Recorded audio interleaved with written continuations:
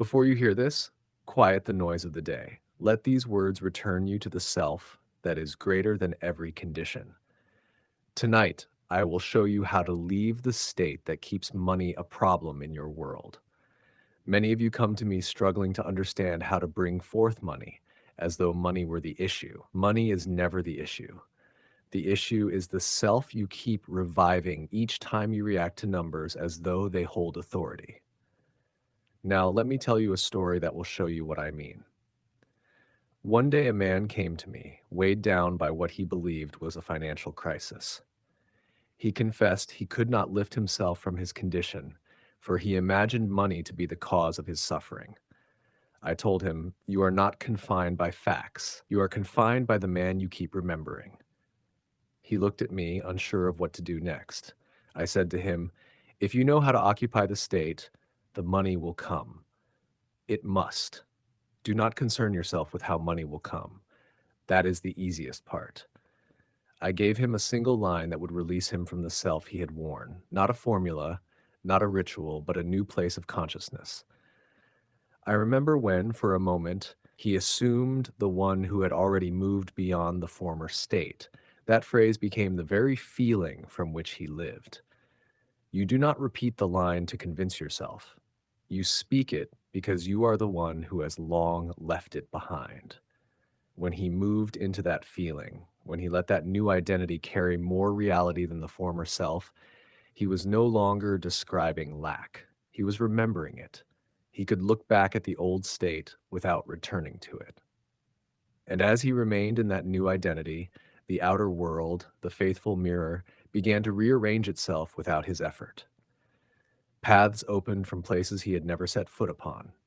Those who once passed him by began seeking him. Doors that had been shut swung wide without his lifting a hand. Not because the world initiated the change, but because he had moved, and every circumstance had no choice but to conform to the man he had dared to become in imagination. I tell you, place yourself in that very state. I remember when money frightened me. I remember when a single bill could make me tremble. You know it has passed, for you are no longer the former self, no longer the one who carried its weight. And when you can remember it as something behind you, you have already taken your place in a different state. For the very moment, you can call it memory.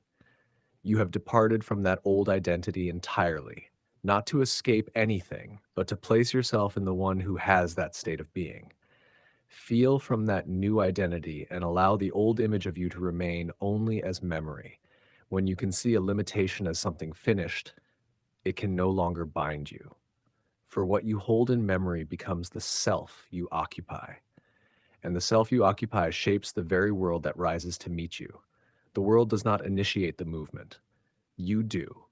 And all things must follow the state you have dared to assume. Tonight, enter the end you have chosen.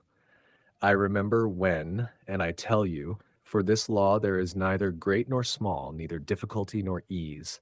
It neither chooses nor denies. For nothing is withheld from the one who takes the end as true. The one who lived that drama has faded into memory. For the one who suffered that scene has passed from your will, and only the one who stands in the fulfilled end remains to be claimed. And witness how swiftly the world reshapes itself to reflect the being you now consent to be. Let this be the reminder that meets you at the right moment. The old self dissolves the instant you stop returning to it. Subscribe to Stories and Quotes BE, where every word is crafted to shift the state you live from.